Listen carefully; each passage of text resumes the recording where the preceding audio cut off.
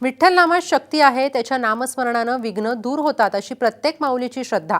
पण आता या विठ्ठल नामाचा महिमा शास्त्रीयदृष्ट्या सिद्ध झालाय.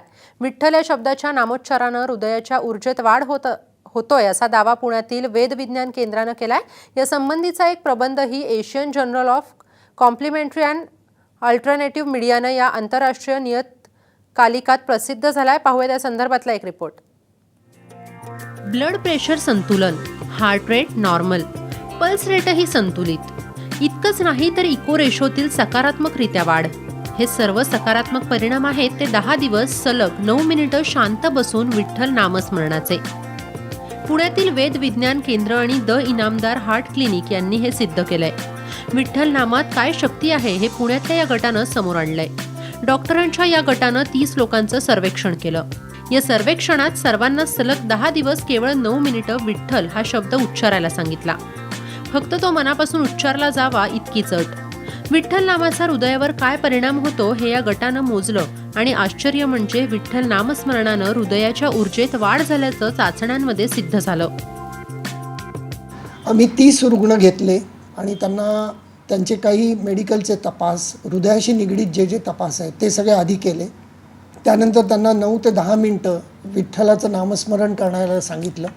ते केल्यानंतर परत त्यांचा ECG, blood pressure, clinical examination, echocardiogram, त्यानंतर बायो स्कॅन वगैरे हे सर्व तपास केले आणि त्याचा संबंध ॲनालिसिस केल्यानंतर असं लक्षात आलं की ह्या विठ्ठल नामाच्या नामस्मरणामुळे हृदयाची आकुंचन क्रिया सुधारते, त्यांचं ब्लड प्रेशर कमी होतं, हृदयाचे जे ठोके किंवा नाडी जी जलद होती ज्या लोकांची ती सुद्धा कमी आलेली होती.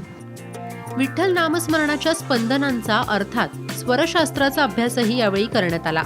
विठ्ठल नामाचा उच्चार करताना ठ वर येणारा जोर कसा थेट हृदयावर परिणाम करतो हे समोर आलं. 2 महाप्राण आणि 2 अल्पप्राण शब्द असल्यानं अनाहूत चक्रावर म्हणजेच हृदयावर या नामस्मरणाचा कसा परिणाम होतो हे देखील समोर आलं.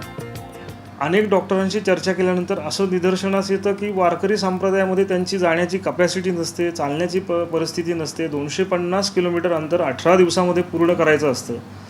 तर हे मेडिकली ते फिट नसतात जायला, परंतु ते जाऊन येतात, परत डॉक्टरांना भेटतात आणि डॉक्टरांनाही आश्चर्य वाटतं. तसंच डॉक्टर इनामदारांशी पण त्यांच्याशी चर्चा केल्यानंतर त्यांनाही असंच जाणवलं की हे पेशंट नाही म्हणून सांगतोय तरी जातात आणि व्यवस्थित परत येतात चैतन्य घेऊन. तर ही खरी त्याच्या मागची प्रेरणा होती. वारीची परंपरा अनेक पिढ्यांपासून महाराष्ट्रातल्या घराघरात आहे. विठ्ठलाच्या नामस्मरणानं वारीची ही कठीण वाट कधी सरून जाते याची जाणीव वारकऱ्यांना होत नाही. मात्र ती का होत नाही याचं खरं उत्तर नामस्मरणातल्या स्पंदनांमध्ये आहे आणि आता संशोधनानंही ते सिद्ध झालंय. धर्मशास्त्र आणि वैद्यकीय शास्त्राची ही एक वेगळी सांगडच म्हणावी लागेल. स्नेहा कांबळे, साम TV, पुणे.